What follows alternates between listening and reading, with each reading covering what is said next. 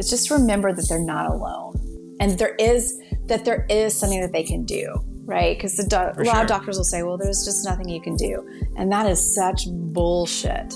There's so much we can do. We can meet other people. We can learn to take care of ourselves a lot better than we have been, and surround ourselves with awesome people. MK, welcome to the See-Through podcast. Thanks, Lance. I am so excited to be here. Yeah, I'm excited too. We've kind of known each other online for a couple years now, so it's nice to kind of talk. I know it's semi face-to-face. Yeah, I know. You were one of the first accounts I think I found when I lost my sight, and I was stoked to find you because I was like, all right, yes, there are cool people in this community doing incredible things. Because you forget that early on, you know? Oh, there's plenty of cool people. There, when I started podcasting, and I went from being like, am I going to have enough guests to talk to? Now I'm like, there's too many people I need to talk to, and I can't get to all of them with the time I have. And you're one of them. So again, welcome to the See-Through podcast. Before we start diving in, I want to give you a chance to introduce yourself. Awesome. So my name is Kathryn LeMaster. People also call me MK. My son thinks it's hilarious to call me MK. He thinks that's very, very funny at the moment. So I have retinitis pigmentosa, and I am sounds familiar. And I'm a mom, I'm a wife, and during the daytime, I teach meditation and mindfulness. And okay. I'm also an energy healer and breath coach. Nice. And I'm a big advocate for our community. So I've started a couple of super fun things to celebrate our community because I haven't seen, when I was first diagnosed, I really was struggling to find the people that were being very real about their journey, but also celebrating their journey. For sure. So, yeah. So I'm excited to be an advocate for accessibility and for all things celebratory for the blind community.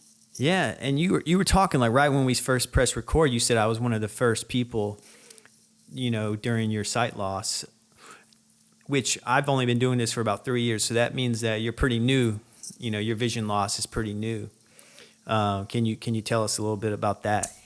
So this portion is new, but I was actually diagnosed when I was 13. Yes, same with me. Well, around that age. Oh, really? Yeah. Yeah. So I was diagnosed at 13, and it runs in my family. Out of 4 cousins, 3 of us have it.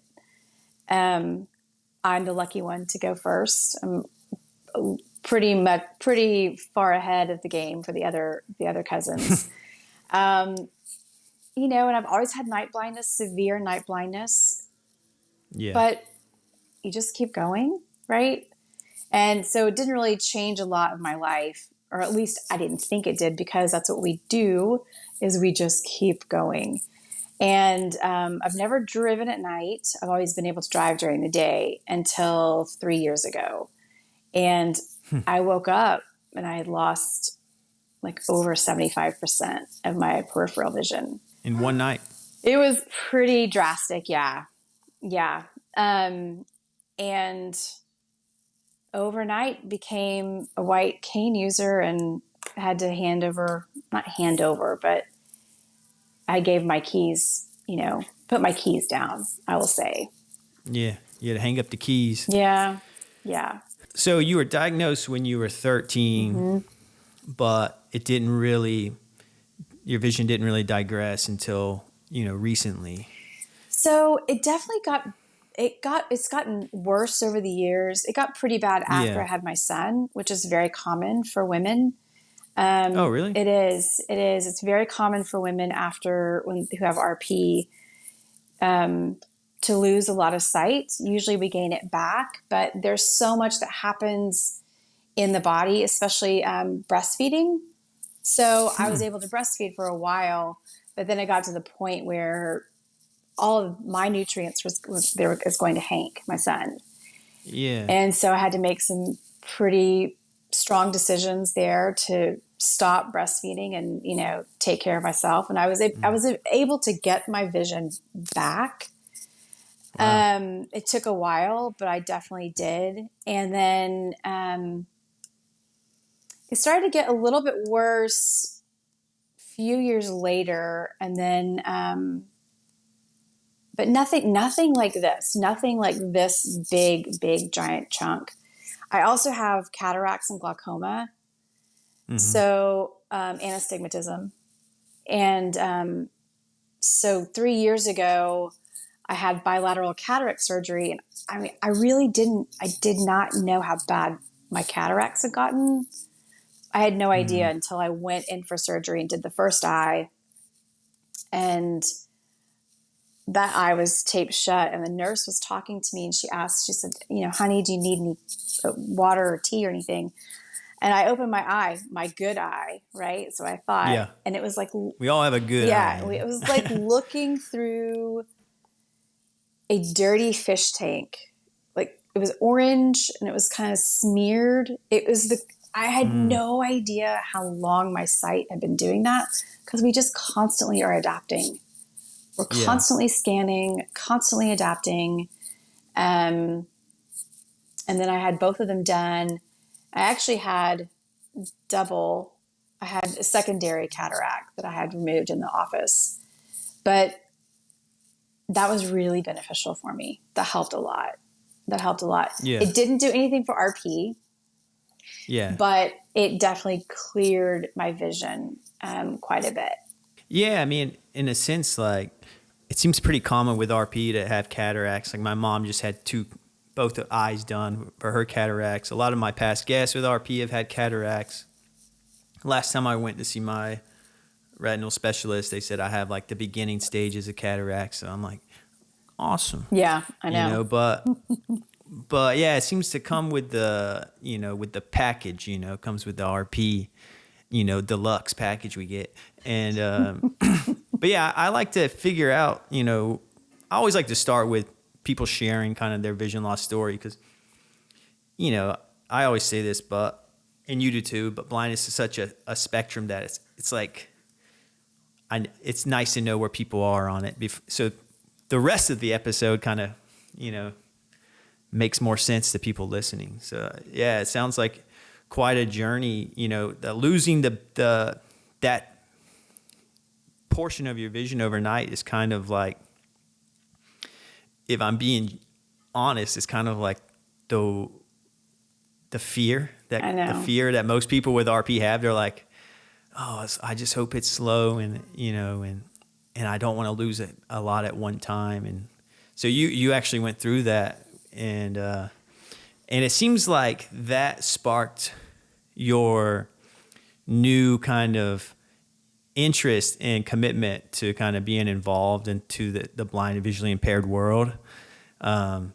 So, it's like good and bad, right? You lost a large chunk of your vision, but now you're part of this whole new world. And there's, I always try to look at the positives and yeah, there's so many people out there, connections to make, and it kind of opens up your mind to new possibilities. And also I'm curious to know, like, did you have that fear? And then when it happened, did you have like a panic moment, or like, how did you process it? Like, walk me kind of through, that quick change. When I was diagnosed, I was 13. I remember my parents just being devastated. And I was too, but honestly, I didn't believe it. I Yeah. was very rebellious at that age. And I just thought it was super dramatic from the Mm-hmm. doctors. And I thought there's no way, there's no way it's going to happen. And then I got home, and that night I just kept saying to myself, okay, so if this actually happens, I have to prove it to myself now that I'm going to be okay. I'm going to be Yeah. able to figure this out and kind of figure out the dark in a way.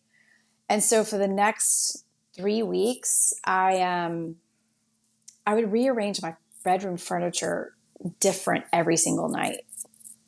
So if I got up in the middle of the night and needed to go to the bathroom, I would find my way there. Yeah. So I started off with being able to use my hands, right? Like touching my bed and touching the corner of the desk and that kind of thing. And then it got to the point where I could start to hear the furniture. So I told myself, okay, no hands. Like now try it with no Yeah. hands. And I did that. And then I just started to start sensing the furniture that was throughout the room. This is actually called something. I can't remember what it's called. But it really helped me turn on my intuitive abilities at that age. And I thought, okay. And this is when you were young, 13. when you were first diagnosed. Yeah, I was like. Yeah, so you were already kind of playing. I was playing around with it, trying to prepare yourself. Yeah. At that age. Yeah, that's interesting. Like, what does this really look like? And I did have my great aunt who had RP, and we were told she was completely blind. But knowing now what that actually means, since it is a spectrum, I don't really know what that means. But I remember thinking she was so incredible. She lived by herself. She cooked.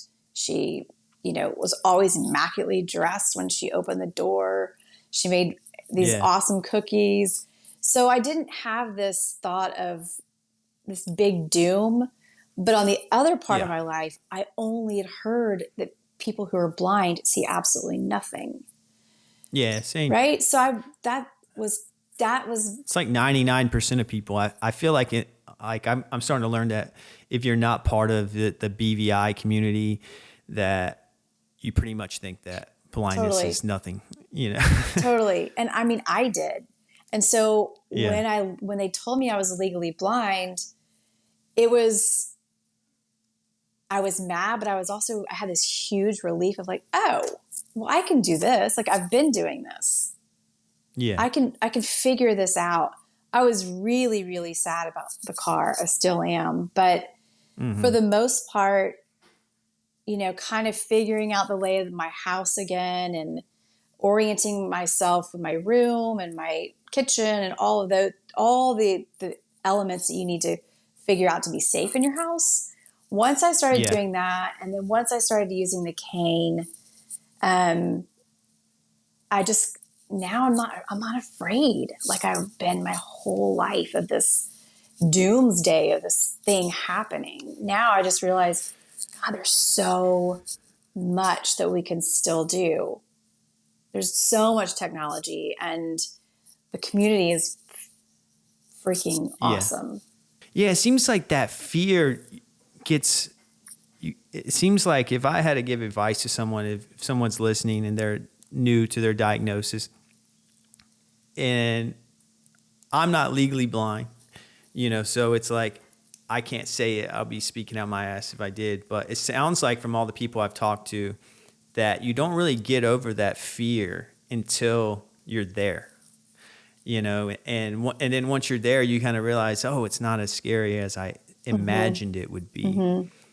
I think I brought this quote up before, but it's one of my favorite quotes, but it's, we suffer more in our imaginations than we do, in reality. So I think it's one of those kind of moments. But yeah, I mean, even for me, it's like when I was diagnosed I think I was 12 years old. I was so young, I didn't really know what it meant. Right.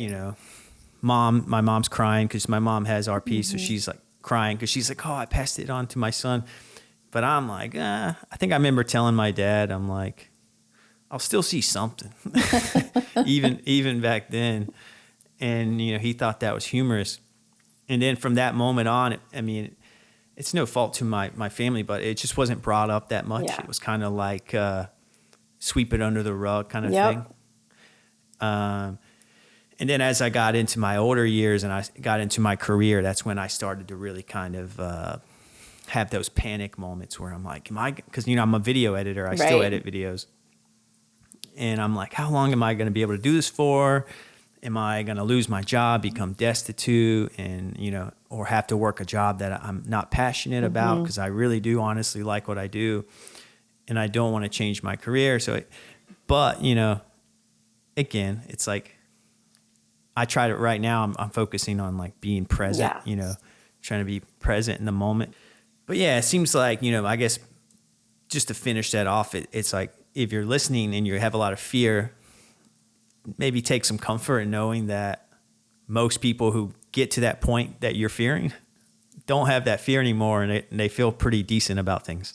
So it's like maybe it don't hype it up so much in your mind. Yes, because this has been almost, it feels like my whole life. I've been so afraid and so nervous Yeah. that just waiting, I was like this big giant waiting. And when they told me I was legally blind at the office, I don't know, something just literally like I could let go. When you were told you were legally blind That was 3 years ago. And I was just like, yeah. Okay, so it's finally here. Yeah, that's interesting because I recently talked with Andrew Leland, and he wrote a book called The Country of the Blind. I'm reading it right now. It's awesome. Yeah. Yeah, it's really great. And he has a point in that book where he talks about when he was diagnosed legally blind, it was almost like a relief for him because it kind of justified his mentality. He's kind of in his mind. He was always like, I've been told I'm going to go blind, and then when you start telling people that, and, when you open up and share your vision loss story, or like if I meet a new friend and then I tell them I have RP, and then it's like, it leads to legal blindness. And then it's kind of like, that's like, the big kind of thing hanging over your head. And then once you get there, you're like, okay, I wasn't lying. Yeah. Yeah. I wasn't making a big deal about it. Yeah. Yeah, I know. I wasn't lying. It's real. It seems like the legal blindness makes things real for a lot of people. Yeah. It's a wake up call, I think. Well, not a wake up call. I don't think that's the right way to put it, but it's kind of like a confirmation of things. Yeah. And for anybody listening to this, it's when you get that diagnosis, or really any diagnosis that you ever get, I feel like we leave the doctor's office with somebody else's title. Because like the moment you get into legal blindness, now so much of the vocabulary changes. Now you've got low vision, and now you've got this, and now you've got so many other things. And I just remember walking out going, I didn't sign up for any of this. Yeah. I didn't sign up for any of that. I don't like any of this terminology. I want my own. I want to make it my own.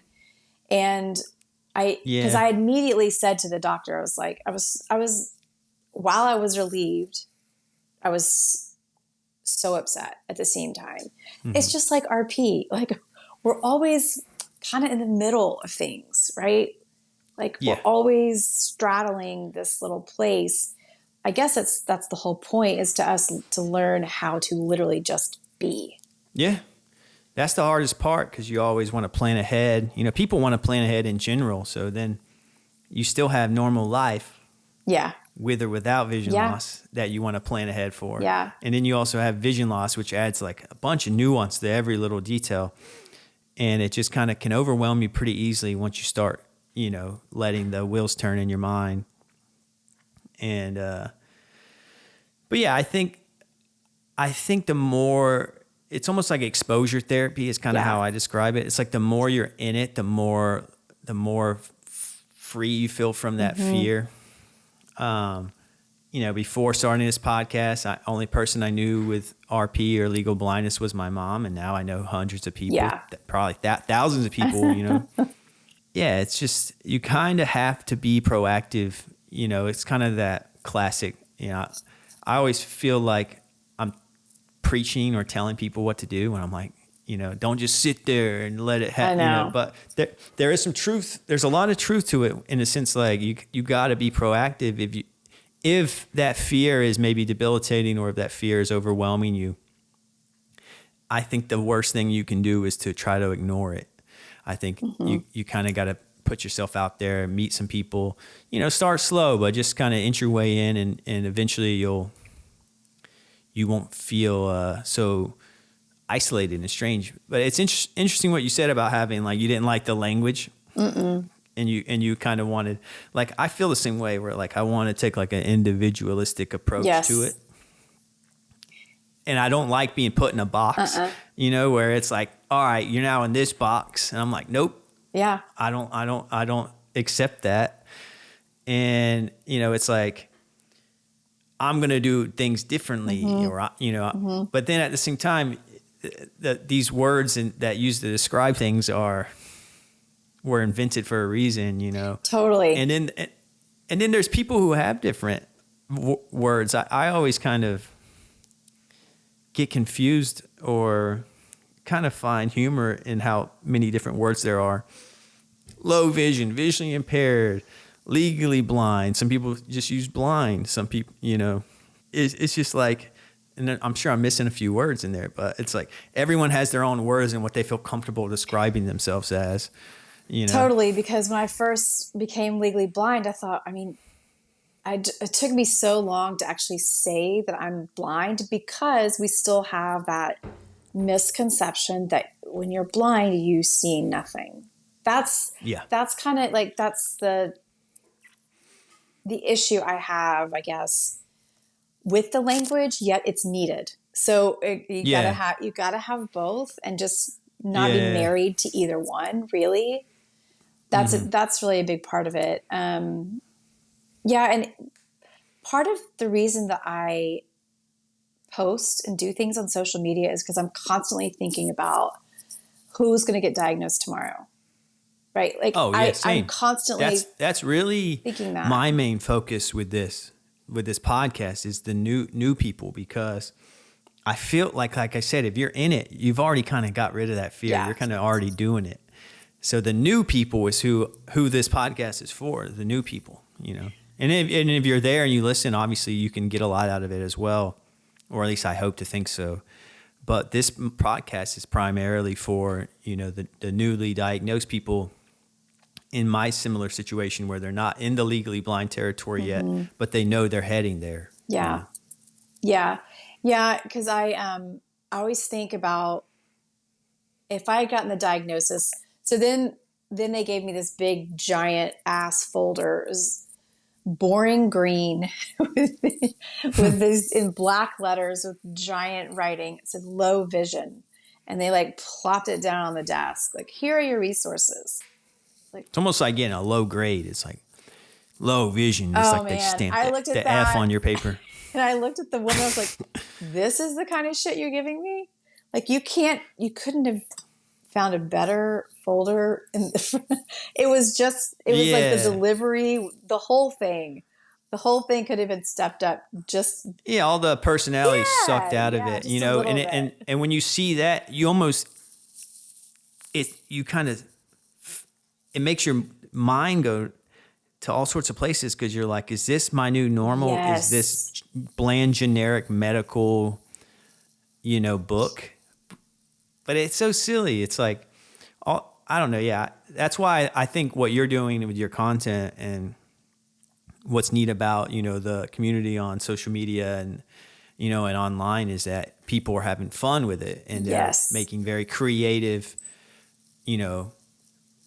pieces, explaining and educating in a interesting and, fun way, which is the opposite of what you get when you go get diagnosed or you go get your eye checked up. They hand you a little corporate, looking medical pamphlet and say, here you go, here you go, you're diagnosed with this. And it's just kind of delivered in this really cold method. And then they don't explain much to you. And then there's like, again, this podcast is for the newly diagnosed for the most part.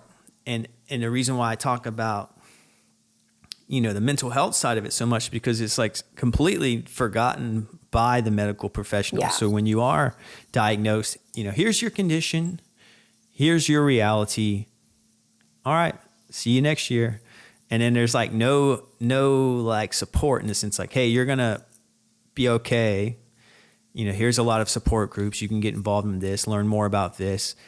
There's none of that. It's really like kind of like teaching someone to swim by just throwing them into the water, Yeah, kind totally. of thing. Yeah. And because I was so upset the day that they gave me that folder, and just a myriad of things was going through my head. First of all, just finding the office, I was having a hard time because I was not a white cane user at that moment. Yeah. And I remember just saying to my doctor, like, I need a support group. Like, I need to know people Yeah. on the other side of this. I need to know that they're okay. I need to know all the ins and outs. And she had just said, well, we've been trying for a while, but we just haven't been able to get anything like that done. And I said to her, I said, that's not okay for me. I'm going to go make my Yeah. own, and I'll be back and let you Yeah. know. And I did. I started a nonprofit here in Houston for the visually impaired community. And we have Yeah. socials that we get together that we can be very real about our Yeah. experiences. And it's families and us. So the families have their own time because they're going through it with us. And it's just as Yeah. messy on their side as it is on our side. Yeah. That's overlooked a lot of times. Totally. And, it's the entire group, it's the extended family, it's everybody that you're with, right? Yeah.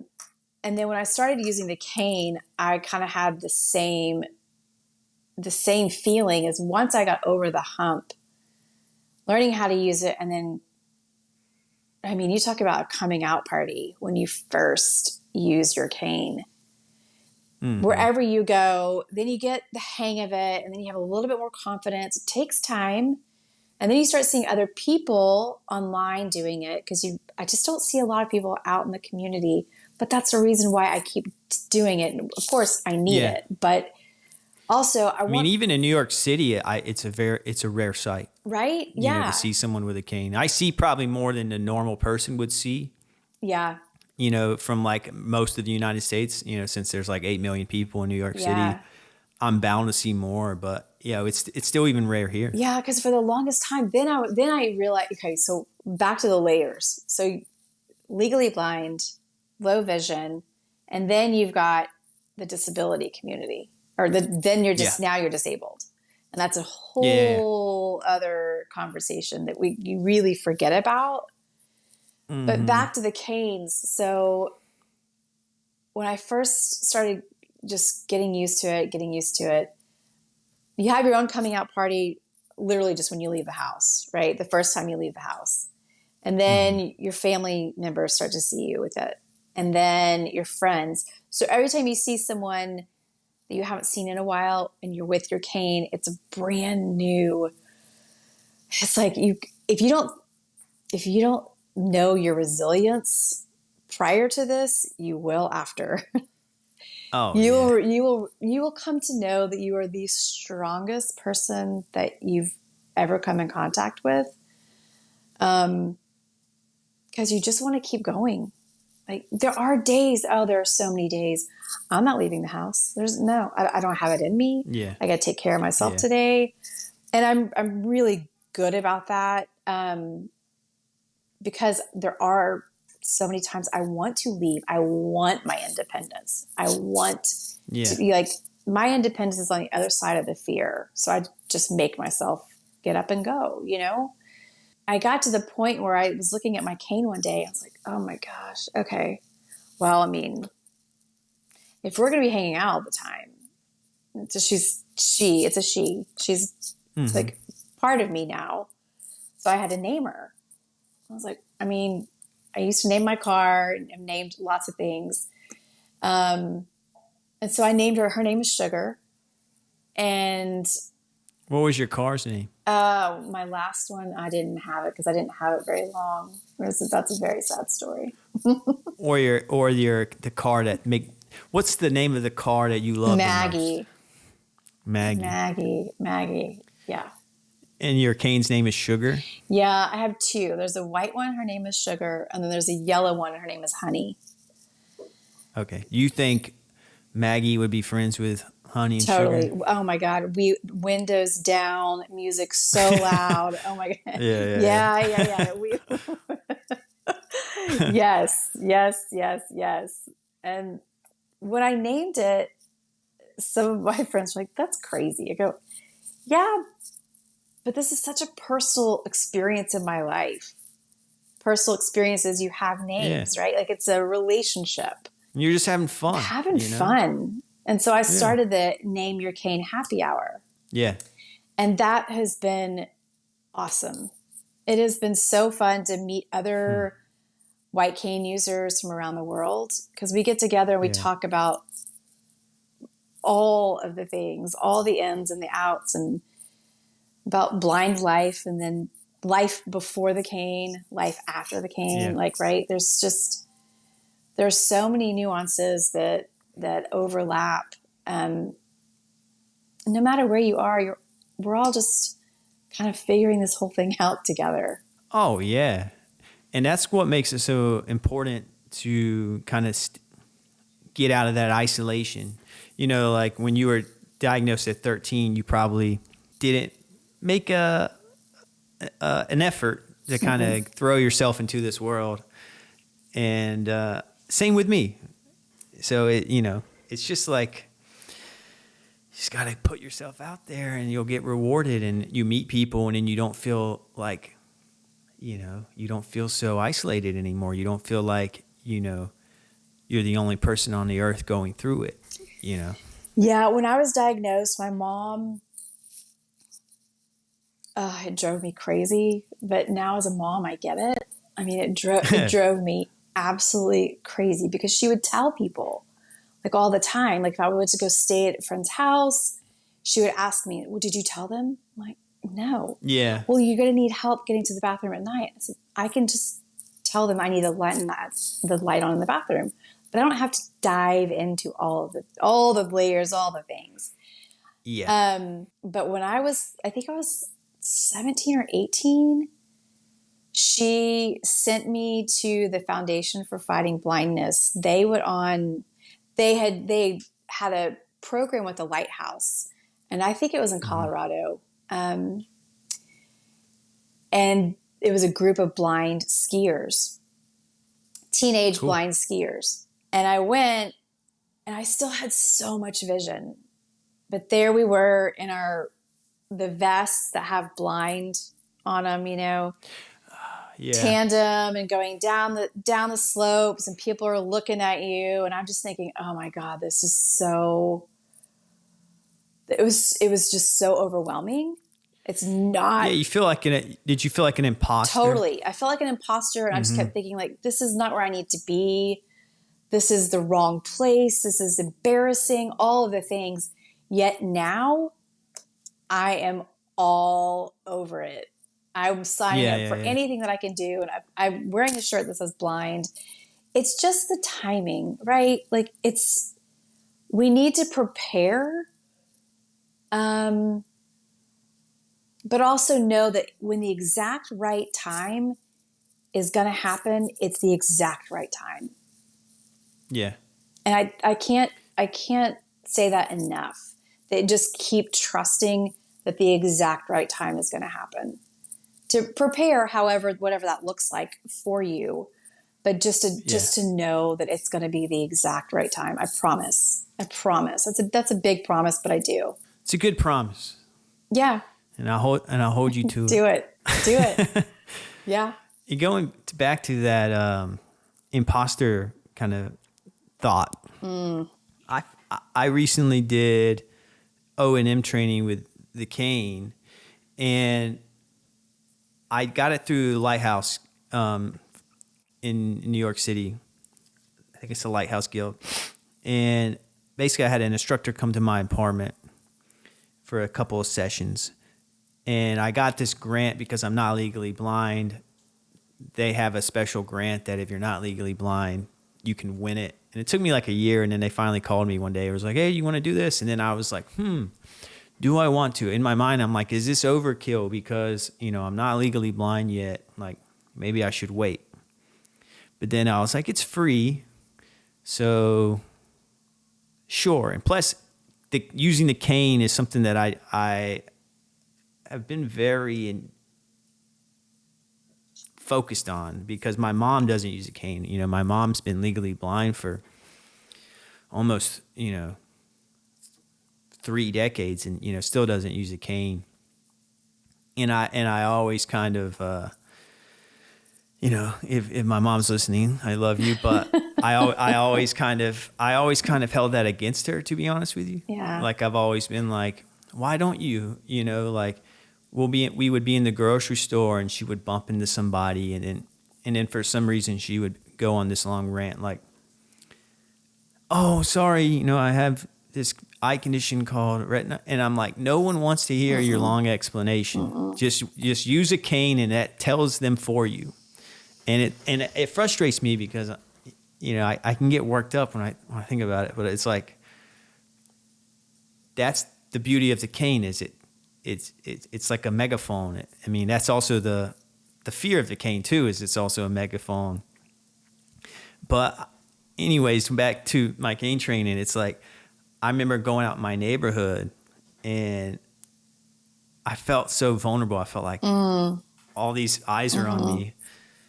And I made eye contact with a couple of people walking by, and then I could kind of in my mind, I don't even know if it's real, but in my mind, I was like, they're like, how do you make eye contact with me? So then the next session I wore sunglasses because I was like, I'm not going to make eye contact with anyone because, hold on, pause for this siren. But yeah, so I wore sunglasses because I knew that the last session I was going to do was we were going to go into the subway. And there's so many people in there. And it was just like, and we did it like early in the morning. So people are commuting to work. And I was so happy I wore the sunglasses. I felt much more peaceful. But then I also felt like, kind of like, with all the knowledge I have from all the people I've talked to, I was like, am I almost appropriating oh my God. blindness because I'm wearing sunglasses? Like I'm like trying to match the stereotype so I feel more comfortable. I'll make people feel more comfortable because I'm wearing sunglasses. But it was more for me. But I did think about what other people thought way more than I would like to admit. I know. And I felt like an imposter.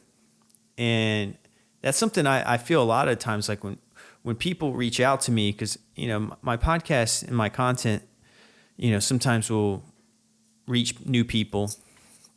And I have people reach out to me and they'll be like, where are you at with your what's your current state of vision? And I always feel like I'm disappointing them when I'm like, oh, I'm not legally blind, but I started this podcast because I wanted to learn more about, blindness because most likely there's such a strong chance that I'm going to be legally blind, within a decade. And I always feel like people are disappointed. It's like they want me to be at a certain level before they can actually, maybe take my word with a grain of salt. But then again, maybe that's my own insecurity, I think it's both. I do think that in this community, I've become really good friends with a number of ushers, people who have ushers. Yeah. And when I'm with them, they're like, oh, you just have RP. So I'm like, yes, this is true. Mm-hmm. But I think, I don't know, I think all that's just on us to, because we get so caught up in like, well, how much vision do you have left? Well, what's your status, and this and that. And I'm thinking like, it's very personal. Does it, and how much of it really matters to you? This is my experience. If I'm, I still sometimes feel like I'm an imposter when I use my cane. I have 13% left of my vision. Yeah. But I can still, if I go to a place where I'm familiar with the place, I'm pretty good. Once I count my steps, I know the layout, I'm great. Even at work, right? Like at work, I will use my cane and then I'll put my cane down to use the restroom because it's super close. But even in my mind, I'm thinking, well, I just met this new woman. Now she's going to think that I'm faking it because I had my cane and then now I don't have my cane. And then I'm thinking like, that's a whole lot of bullshit for us to hold on to when all we're trying to do is just get through the day, just get from A to B, no matter how much vision we have or not, Yeah, it's like just work with us and trust that just trying not to trip over stuff. Totally. You know, and, But and also if we trust feel like we're myself, not, like yeah, exactly. like Yeah. it doesn't even matter what she thinks. Yeah. True. I don't have, this also, this whole There's thing no has taught time me. for it. You're right. No, but I don't have to explain myself to anybody. Yeah. Forever I thought that I was, I've been a recovering people pleaser. I'm still working on it. Oh, I'm a people pleaser. Right? So, Yeah. but at this level, I just go, oh my God, I don't even need to explain myself to that person. They're not even, I'm over here worried. Yeah. They don't care. And it's also none of my business what they think. I know what I think. Yeah. But yeah. That is most important. And that takes a lot of inner strength to kind of get to that point to where you feel, comfortable in your own skin and this situation you're in of using the cane. And, that's impressive. I think more people should give themselves more credit. Oh man. Because when I was doing the sessions, I was like, oh my God, this is a whole new world. It's a whole new world. It's a different animal. And I had so much more. I already had a lot of respect for cane users, but it just just skyrocketed. And, it's a whole new world. Yeah, I respect it. And I thought when I did the training outside of my house, I was so embarrassed. Just like so. Oh, yeah. Right? Like yeah. so embarrassed. My neighbors were going to see me, and then they were going to see me riding a bike later, or doing something that I guess blind people shouldn't be doing, right? Like something they were going to judge me. It just comes back to that whole judgment of what somebody else thinks of me. When I know my body, I know what I can do, I know what I can't do. And again, I don't owe anybody an explanation. I'm doing the very best that I can, and I want my independence back, and I'll do anything for it. Yeah. But it's tricky when you still have just enough vision where you can see people looking back at you. Yeah. It's so weird. And one time, actually, this is the very first time I ever used my cane. This is so crazy. But I traveled. I went to Santa Fe for a conference. I just kind of threw myself out there and thought, well, shit. I mean, why not? I don't know. I don't even know any of these people. I'm just gonna wing it. I'm just gonna figure it out as I go. And the airport was fucking insane. The airport. Yeah. I had a guy roll over my cane with his suitcase. Oh, wow. And I just thought, okay, don't yell at him. I mean, the airport is just so busy and so loud. Yeah, it's like the classic. To me, it's like the airport, and it's like the RP master course of like obstacle course. Yeah. And then also in New York City, if I had to pick a place, it would be Grand Central Station, because it's like anywhere that it's just like there's no structure in terms of where people are going left and right, north and south, and they're just going any which way, and no sense of there's no structure of like, oh, follow the line. If there's a line, it's actually really easy for me because I just watch the person in front of me and then I just go. Yeah. Oh yeah, I'm very familiar with following. Yeah. Yeah, it makes it super easy. But I remember that happening at the airport, and then I had some water. I got a bottle of water, and I was going to transfer it to my bottle, right? Yeah. And I sat down next to this woman and her daughter, and they were watching me, like a hawk. How was I going to actually pour water into another bottle and not spill it? Yeah. And when I was done, I just kind of looked at him, and I both go, amazing, right?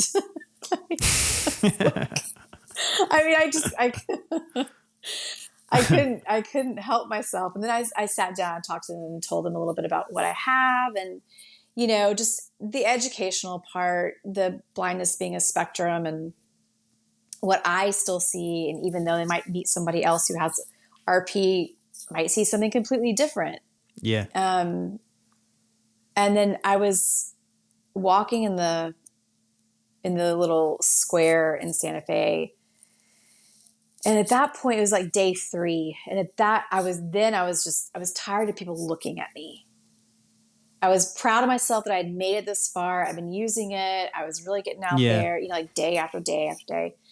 And then we were walking by and there was a group of men and they were just talking to themselves. And I walked by and they just kept staring and kept staring and kept staring.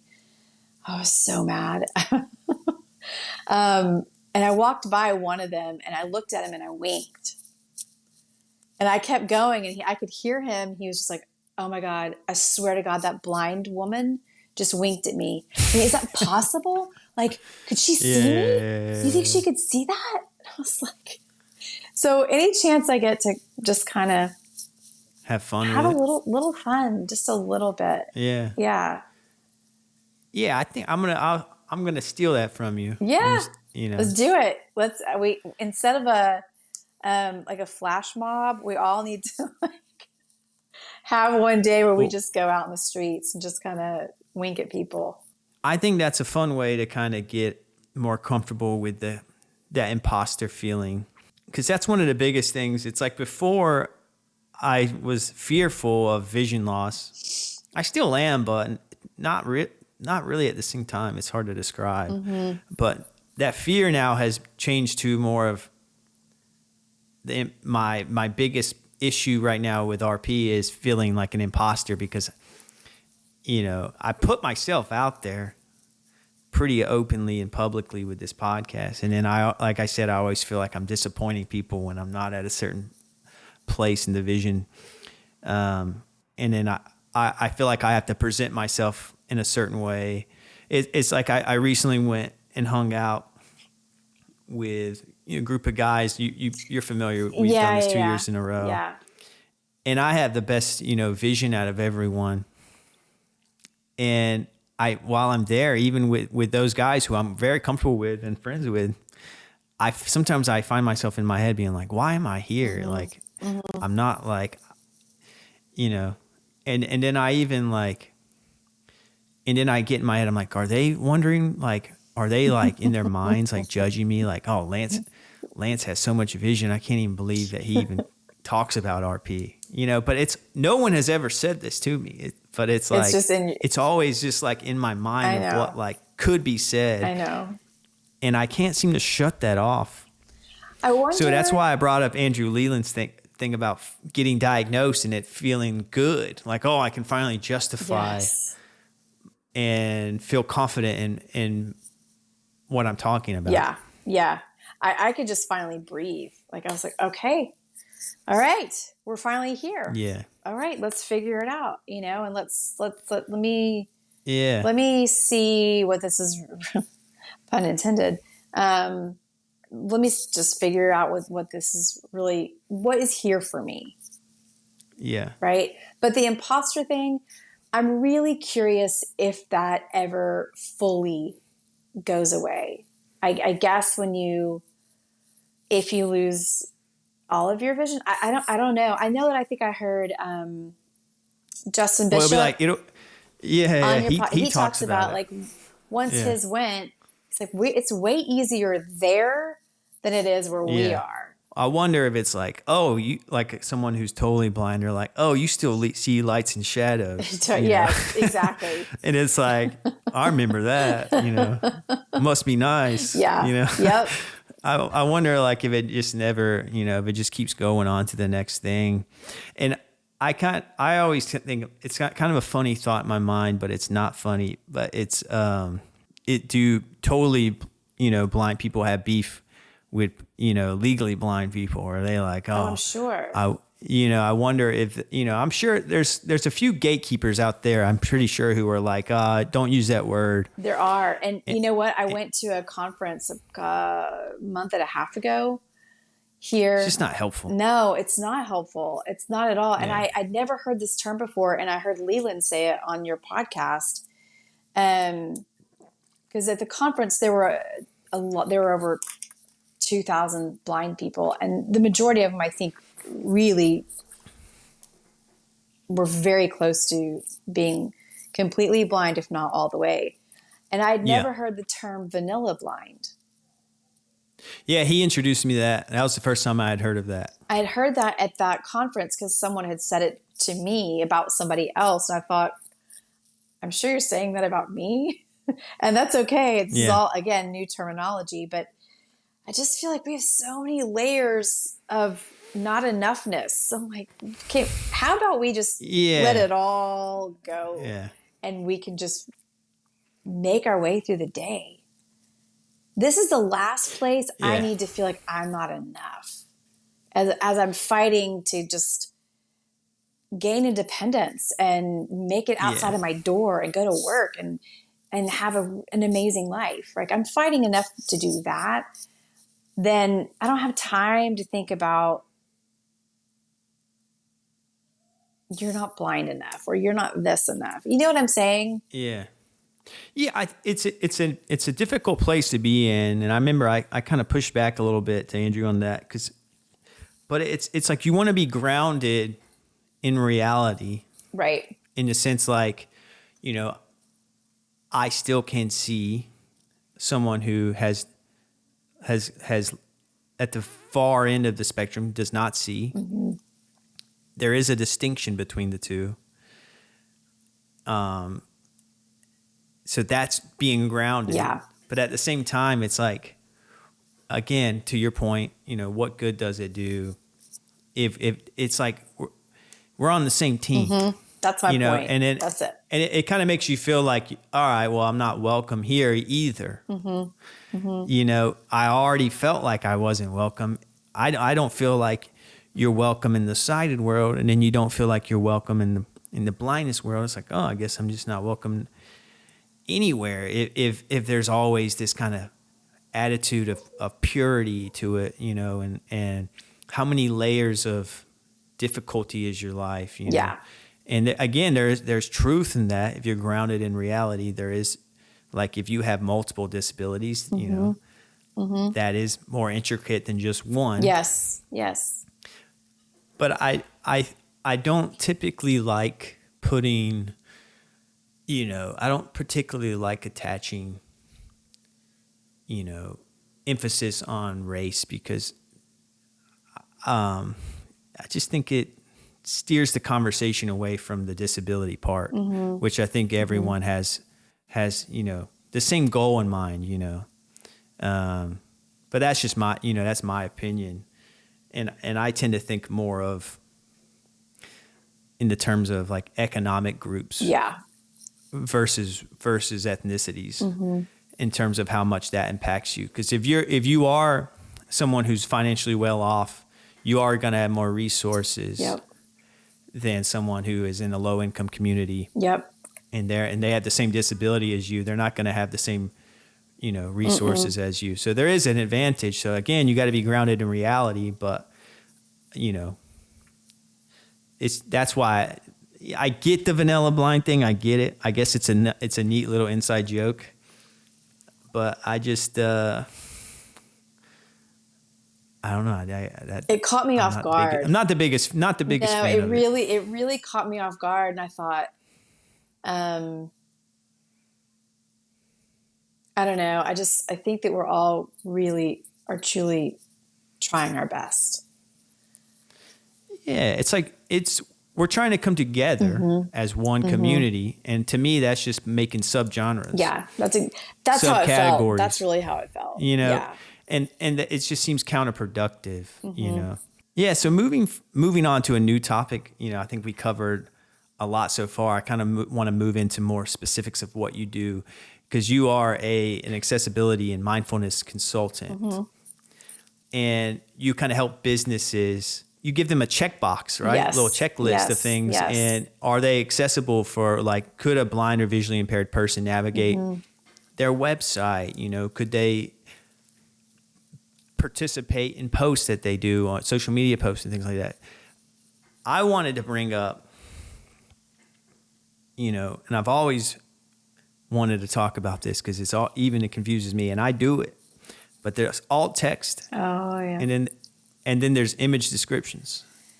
Yeah. And I want to see if I'm wrong. Okay, let me hear it. Or if I'm let right. me hear it. So alt text is for screen readers to read. Mm-hmm. Correct. Image descriptions are for if you don't have a screen reader. Correct. You should do both. You can't just do one or the other. You should do both. And are they written differently? Like in my mind, like they're written the exact same. Is there a difference between the two? There's a difference. So I didn't know any of this stuff until I lost my vision. I was on social media because it was right at the beginning of the pandemic. And I was on my phone and I just kept, I kept thinking, I don't even know what these people are posting. I don't know what I don't know what the image is. I don't know what the post says. And this is when I was teaching a lot of meditation classes and yoga classes. And in that, the graphics for that world, right? Every image is super soft. The fonts, the text, the layover is really, really soft. There's no high color contrast.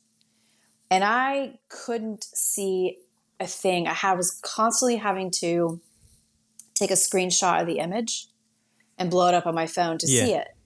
But I got to the point where I just started deleting accounts that weren't accessible because I could only do that so much because it was bothering my eyes to be on my phone.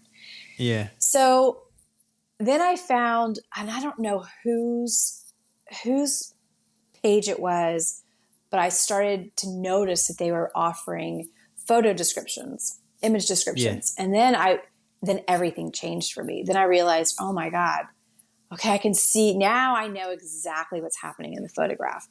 I have a question. Mm-hmm.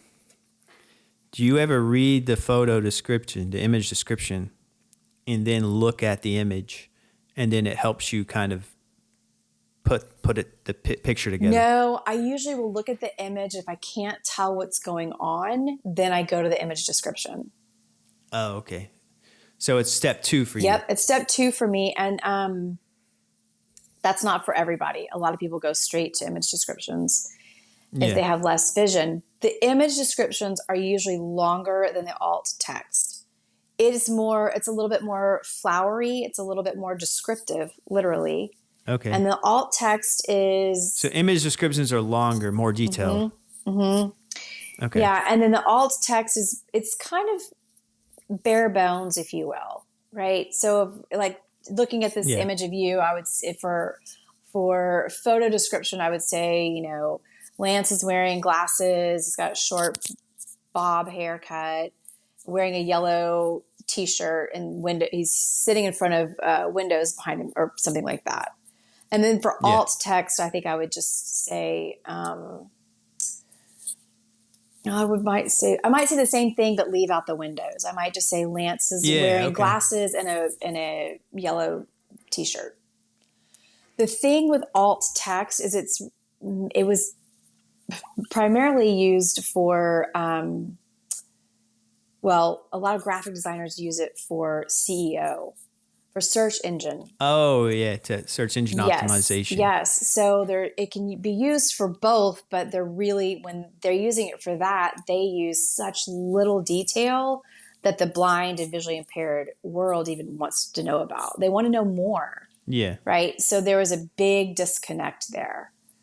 So that's the difference between the two. Yeah. And is it true that Instagram will create alt text without even just somehow? It does, but it's not always accurate. On its own? It's inaccurate always? Not always. Not always. You got to. Have you ever heard any funny ones? No. But I know there are. We should make a book about that. That would be an awesome coffee table book. Yeah. No, I haven't, but I looked at it. I use Squarespace for my I do too. Yeah, my website, and they also sometimes I've noticed that they have automatic alt text, and it's definitely not right. So I go in and fix Yeah, that. I need to do that. That's actually been on my to-do list, is to make my website more accessible, because I try to use contrast in Yes. where my text is, Yeah. but I haven't included any alt text. I recently was actually Googling that, like Squarespace accessibility, and I learned that you can do alt text on there. I just got to go through and add it to everything. Yeah, you do. And honestly, the moment that you start making it accessible for our community, it becomes accessible for every community, for neurodivergent community, for dyslexia community, for the elderly, right? Like for so Yeah. many people, the high color contrast of the text is so important. Yeah. It's so important. I mean, the way I look at it is just simple. Go simple. You either Yeah. heavy on the font or large. So you're either heavy or large. Yeah. Yeah. So, for example, like high contrast, just to drive it home would be, instead of using, let's say you have a white screen and the text over the white is like Gray. a light pink. Yeah. That would be almost impossible to read. Yeah, exactly. Even for me at my stage of vision, versus if you have, let's make the text black and bold. Yeah. You can kind of have defined edges on the text. And even to make that even better, my favorite of all time is black with white text. That's my all-time favorite. Me too. It's easiest to read. It has changed my way of design, because I actually do a lot of design work, in the sense, like as a video editor, I'm adding graphics to videos all the time. And with the content I make, it's like, it makes, how I choose to design my captions is I think about legibility. Whereas a lot of artists, and I'm calling artists out here, that they do it for the sake of visual, like how nice it looks, and aesthetically it does look good, but the functionality of it's, to me, not as good. And I used to be like that, where it was all about the function. The aesthetic was most important, even if like I struggled reading it. I'm like, looks better. I know. But now I'm like very different minded. I'm like, the whole point of this video is for people to watch it and to understand what's going on. Like, let's quit trying to make subtitles look fancy. They're subtitles. They serve a purpose to be read. Let's make them legible. So anyways, I can go on a rant about it, because I notice a lot of design and art is kind of aesthetically driven, as it should be. It is art, but there's certain things like should be functional, and subtitles is one of them, and text over images should be one of them. Legibility. I had the hardest time. I mean, there are so many accounts in the beginning, and I even have reached out to accounts. If I really like them and I like the work that they're doing, I will send them a DM and just say, hey, I love your work. I want you to know, like how to make it accessible, because there's a whole community of us that would love to appreciate your work, buy your work, but we can't see it. We can't see half of it, right? And it's not, because I love design also, and so when I started to have to make my own stuff accessible, I thought, oh man, is it going to be ugly? Am I going to ruin the whole vibe? And I haven't at all. And I think it's great the way that the way things are going. But, well, they taught me in film school, and I went to film school, that the more constrictions you have, the more creative you can be, actually. It kind of makes you have to think about things differently. Yeah. And stories, the text, the amount of times I have pulled out my magnifying glass to try and read the text, the teeny tiny text in stories. Yeah. You make it super tiny. Oh man. I just pass them up, or I just delete the account and tell the person, if I know them, I'll just say, I love you, but I can't read anything. I don't know what's happening in your life if that's where you're sharing it. Yeah. So either text me on the side, But Yeah. don't be offended when you see that I'm not there, because I can't. Yeah. And to me, it's like, again, going back to functionality, there's a lot of ADD in terms of social media. People want to move on to the next thing, next thing, next thing, next thing, next thing, next thing. If your text is hard to read, it's not going to make people be like, oh, let me pause and read. No, they're just going to move on to the next thing. So if you make it legible, you're more likely to actually get your point across. Yep. And, you know, the mindfulness piece came in because when I started teaching clients how to make their websites or social media accessible, when I would go through some of these things that they needed to do, I could see their shoulders like start to come up to their ears, and like get super anxious about creating accessibility, because we've been taught a lie. To make things accessible, it's not super time consuming like we think it is, and it's also not costly, because we think, oh my gosh, okay, I've got to do all of these things. Just start somewhere small and keep going. But I would bring in mindfulness techniques literally just to help people take a breath, man. It's fine. You're learning something new. What would be an example of a mindfulness technique, you know? Oh, so I would literally just have them put one hand on their shoulder, and their shoulders would automatically come down. I'm gonna do it. Just take a breath. Like, close your eyes for a second. Okay. Take a breath, breathe in, and breathe out. And one more time. Press on that shoulder just a tiny, tiny bit. And then lower that hand down to your side. And just kind of notice the difference between the two shoulders. That one my right shoulder, the one I didn't have my hand on, went down. Yeah. I don't know. That's funny. So do the other side.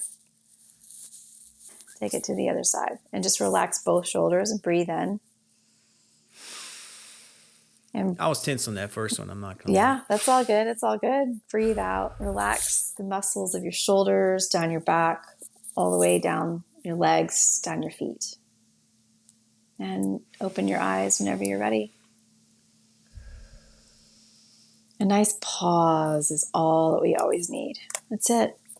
A nice breath. That was nice. That's it. I'm sure people listening really loved hearing me breathe.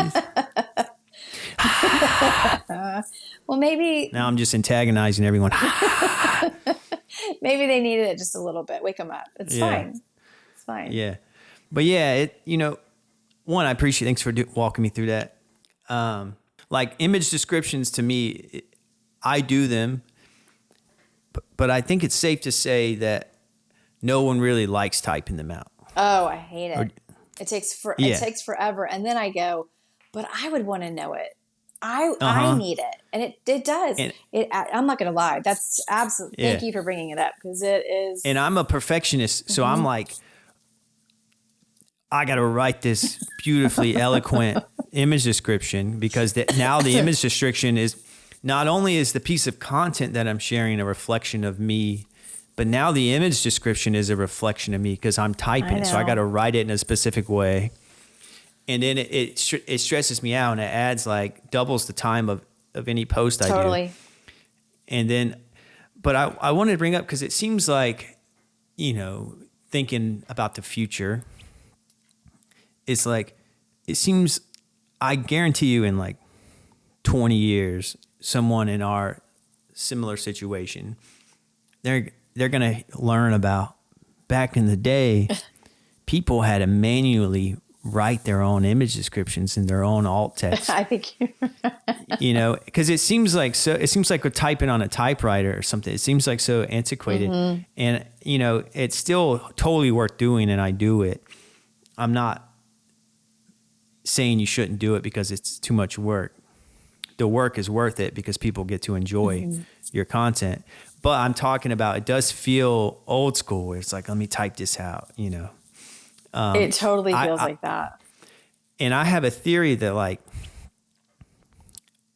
it seems like AI, this is, I have mixed feelings about AI, but I have a feeling that AI is probably at some point in time going to get so advanced that it's going to be able to write even better image descriptions and alt text than what we could do ourselves. I have a feeling it's already happening and we just don't know it. And I have very Yeah. mixed emotions about AI myself, but I do. Yeah. I have a feeling that it's somewhere, somehow it's already happening because it Yeah. does. It takes, and when I first started writing them, I thought, oh my gosh, I gotta do this for everything.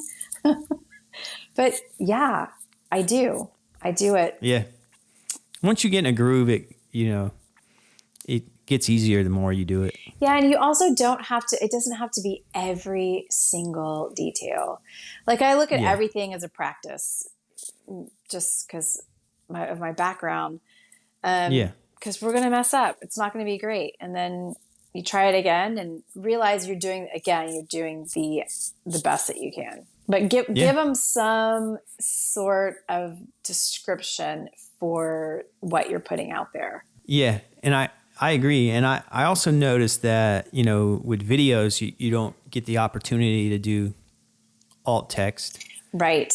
Really, the only videos that have audio descriptions are more like highly produced films and TV shows.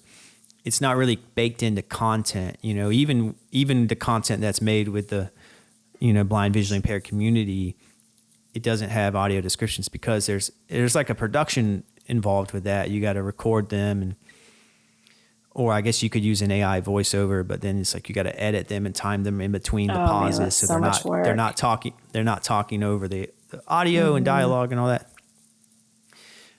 So then I was going to ask you about videos because it's just the best approach just to do a video description. Yeah, that's what I do. Yeah. And it can be complicated because if your video has a lot of cuts, I know. Sometimes it's really simple, but like if you had to do a video description for an edit that was kind of like a more, let's say like a stylish music video-esque type of edit, it would be pretty hard to do a video description. Yeah, I would literally just kind of say, I would just describe the gist of what's happening, not the whole thing. Now, I mean, you can't, because even when I do reels, I do the cane toss. And in my cane toss, I'll have probably, those are awesome. Thank you. I'll probably have like 10 people. And I don't describe everyone's outfit, but I will describe a little bit about them, but not too much, just enough. And if you can give them the gist, I think that's the most important thing. And also you're trying.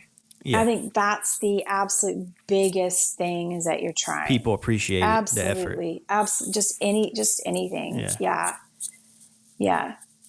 Mm-hmm. Next thing I wanted to bring up involving alt text and image description, video descriptions. It seems like obviously our community does it because we're well aware of it. And I've seen a couple of businesses do it as well. Mm-hmm. Like, for example, I had someone reach out to me, a good friend of mine's fiance DM'd me, and she was like, I saw on NASA's post that they had an image description. Like, what is that? Is that for like people who are blind? And I said, yeah, it is. So like people like NASA are doing them, but I don't really see image descriptions even with national brands. So is image descriptions really like, is it like kind of, is it only really a thing in the blind world? Like, is all other media, if it's not specifically pertaining to our community, is it just overlooked? What do you think about that? I think it probably is overlooked. I've noticed it a lot in the neurodivergent communities as well. They add it as well. I've seen it there. I'm trying to think of other places I have seen it, but I haven't seen it on a large scale.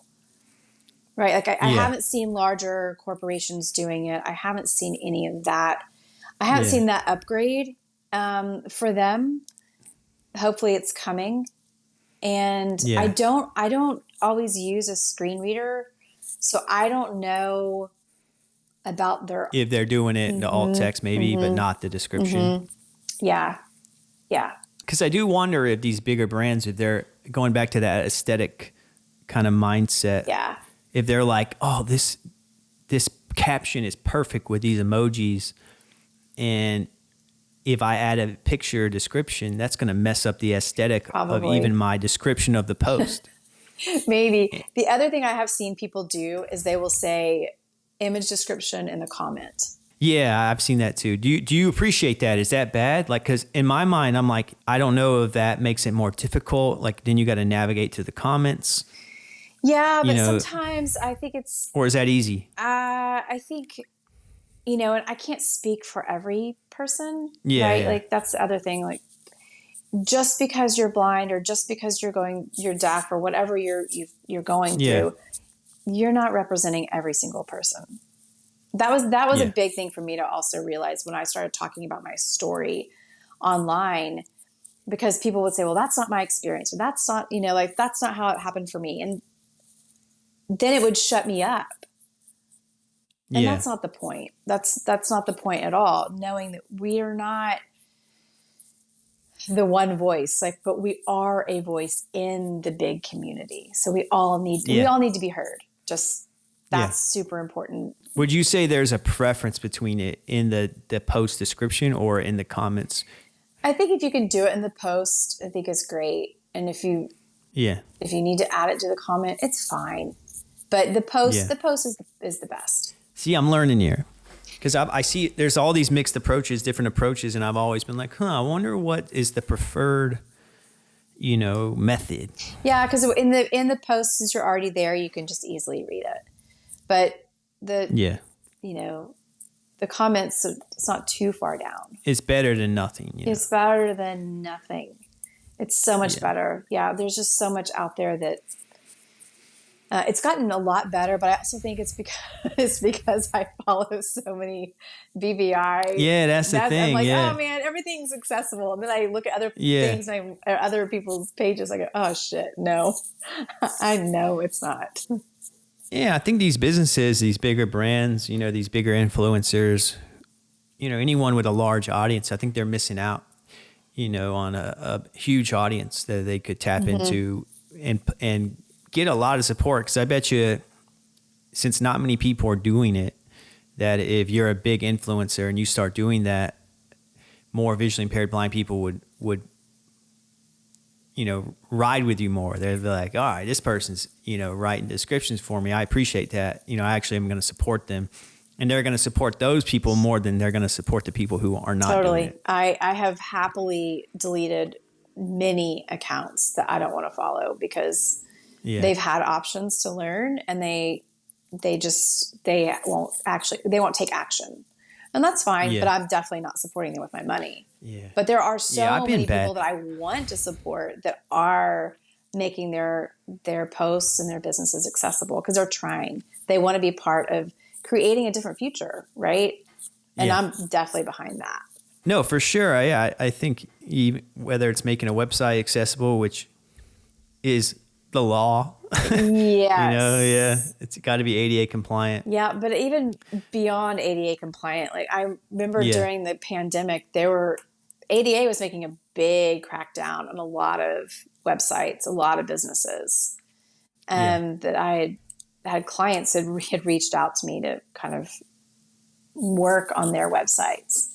And you get very real when you say to somebody, okay, how many images do you really want to describe if you need a collage on your homepage? And then their face just like drops like, oh yeah, I don't think I need 15 images. No. Mm-hmm. Right. If you don't want to describe it, then don't put it up. Yeah. If you don't want to take the time to describe it, then don't put it up. That's just a very simple method. If you don't want to describe it, then don't put the post up. Yep. Yeah, that's great. Yeah, there's so much in this community, that I think could bleed into the more, quote unquote mainstream that would be beneficial to everyone, businesses could make more money because they, so they're missing out. They should tap into, this market and make accessible content. Yeah. And the menus, I think you had someone, I don't remember her name. You just had somebody on your podcast. Stephanie Jones from yes, Menus for All. I haven't tried Menus for All, and I really want to try it. I've heard great things about it. Yeah, shout out Stephanie. She was a great guest. And yeah, because I don't prefer a QR code. That it's way more hassle for me because on my phone now I have to blow up everything, but it takes me longer to move everything over on the screen just to see the appetizers, and then I've got to find the entrees, and it's so much. It is so much extra work. You should give it a shot. I have it downloaded. There's tons of menus on there, and it is very contrasty and large. Cool. And I'm going to try blow it. Things up, and it's worth checking out. There's a free trial, so you wouldn't lose anything. Oh, cool. Okay, yeah. No, it's been on my list. I definitely want to check it out. But yeah, there's all sorts of things with text that I think just gets overlooked and forgotten about because we are, a smaller part of the population, so it's like sometimes we just get overlooked. Yeah, but the moment I started making my font bigger on posts and in the stories, I had family members that would reach out and say, "Oh my gosh, yours is the only one I can actually read."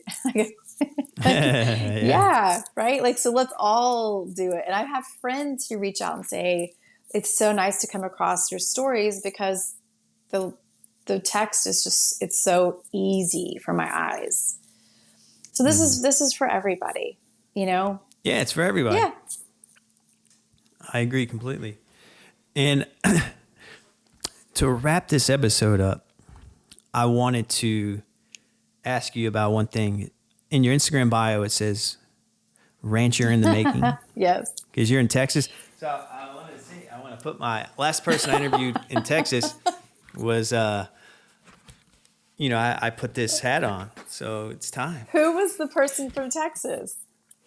It was Lucas Simonier, I think is how I always mess up his last name, but he runs Clusive, which is it's like a startup kind of tech company in Austin, Texas, and what he's doing is he's created this like software that helps blind and visually impaired people learn.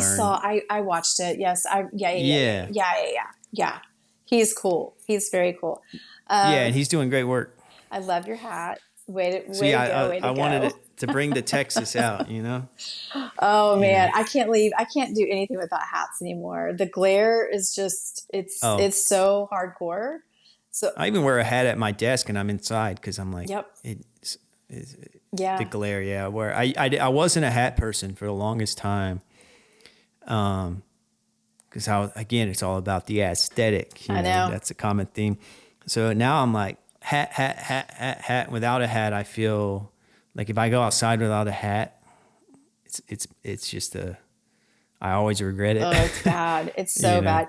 Yeah, no, I wasn't I wore hats a little bit before my eyes, but now. Even with sunglasses. Oh yeah, it's brutal. You take just sunglasses with no hat, it's almost like there's no point. Like sometimes I'll just be like, if I don't have a hat, then I might as well just wear my glasses because it's not really going to do anything. I know.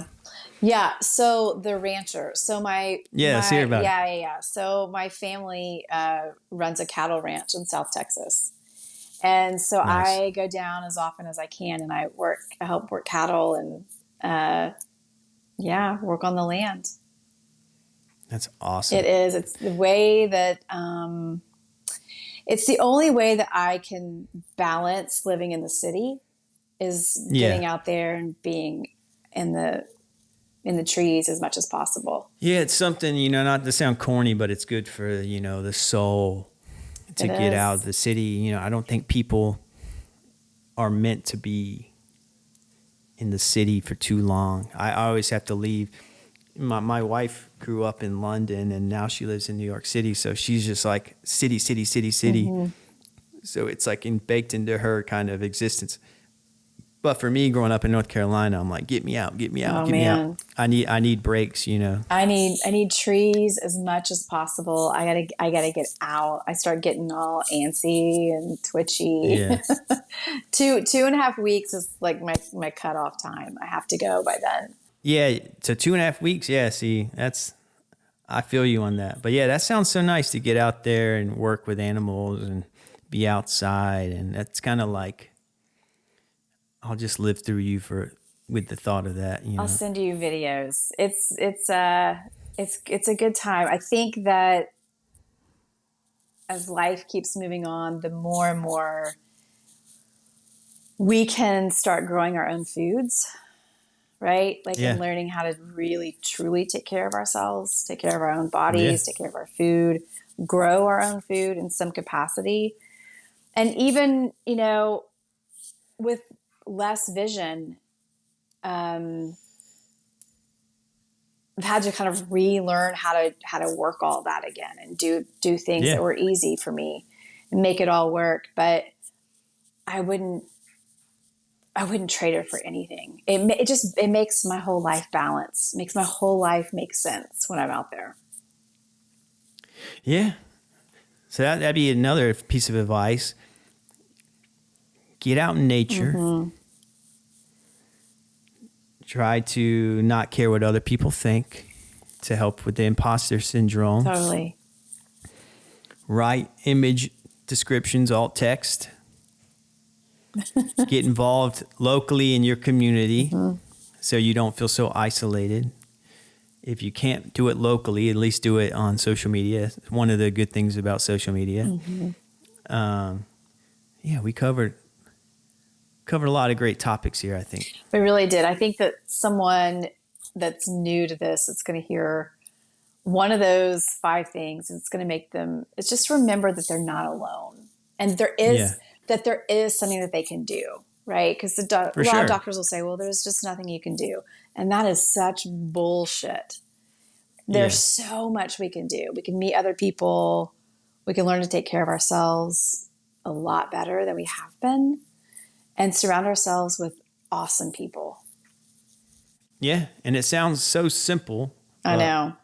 It takes effort. You know, you got to put some effort in. It's peace of mind, inner peace in dealing with disability, vision loss. It doesn't come easy. So you got to put yourself out there. You got to take, even if it's baby steps, inch your way somewhere.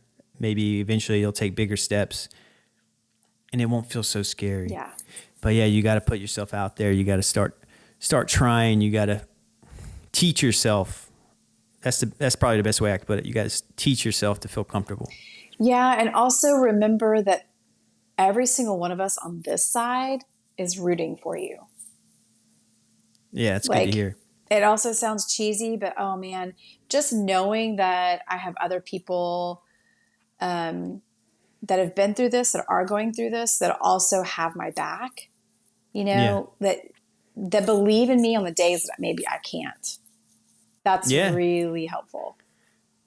And that's a big key thing is to surrounding yourself with people who are supporting you and are pushing you and not making you feel like an imposter, not making you, Yeah, I do want to say one thing that I wanted to say earlier is when you get diagnosed and you're newly in this community, there's a tendency that we all want to be an advocate and like really get out there and like hit the pavement, do all the things. Remember that you're just you being you is advocacy. Literally you making it through the night out at a bar or a restaurant or whatever it may be. And if you're using a cane, like you being you is enough. Because I agree. I feel like we can get so burned out, and that's not the point at all. Yeah. So for sure. I wanted to say that because I think it's really important that we don't think that we have to do all the things at once. Just take your time. Yeah. Take your time. Yeah. I recently went and saw Sheridan O'Donnell, he's past guest on my podcast. He's a filmmaker. And I recently went to see his film screen at a film festival here. And his film has nothing to do with blindness, but I was so pumped up because just him making it with someone who's legally blind with RP was all I needed. Like, he didn't even have to talk about it. You know, there was a Q&A after the film. It wasn't brought up. Blindness wasn't a part of his film. But the fact that he was up there and he made the film said way more than anything he could have said. Yeah. You know, so I agree with that completely. You know, lead by example. Yes. Just, you know, be the best version of yourself, and that's gonna inspire people more than words. Yeah, totally. For sure. That's a great point. Thanks for adding that in. Anytime. Before we wrap up, I want to give you a chance to let people know where to find you. I know you got your handle on Instagram is Big Site MK. And I'll have a link in the description for that. I know you have your local community. It's called at IC Hugh, short for Houston, right? Yep. Yeah, it's EYESEEHOU. It's a local nonprofit. Yeah, and then you also have the Eye to Eye experience that you manage. Yes, that's the accessibility and mindfulness programs that I'm running. Yeah. And is that separate from your other mindfulness teachings, or is it all part of the same thing? They merge that one. The Eye to Eye merges with mindfulness, but then I also have separate programs for mindfulness and meditation. And those are all in my link in my bio. In your link in your bio. Yeah. Again, I'll make it easy. So just click the show description and you'll see links for everything MK has talked about. Is there anything else you want to promote? No, that's it. Well, I hope you enjoyed your time on the See-Through podcast. I did. I love the fact that you brought your hat out. Yeah, I thought it'd be fun. I look for any excuse to wear this thing, honestly. It's awesome. It's so awesome. Yeah. Thank you so much for inviting me to be on. Yeah, thanks for coming on. I always, really cherish these conversations I have with guests, and I always learn so much. And you're part of that story and part of helping me grow and feel more comfortable as I age into whatever I'm aging into. So it's appreciated. Well, I've loved your podcast. It's been your podcast has been a big part of my journey, honestly, because I've listened to so many different stories, and it's just so helpful to hear other people's experiences. So please, it's so important. That's why I just love having guests come on. I just let them go. Yeah.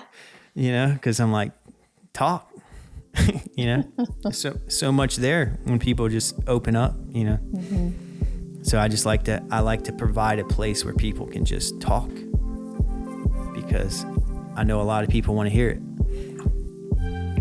So thank you for saying that. But that does it. Thanks, MK, for coming on, and hope you enjoy the rest of your night. I will. Thanks. I'm gonna wear this, for the rest of the night, I think. Do it. All right. Bye. Bye.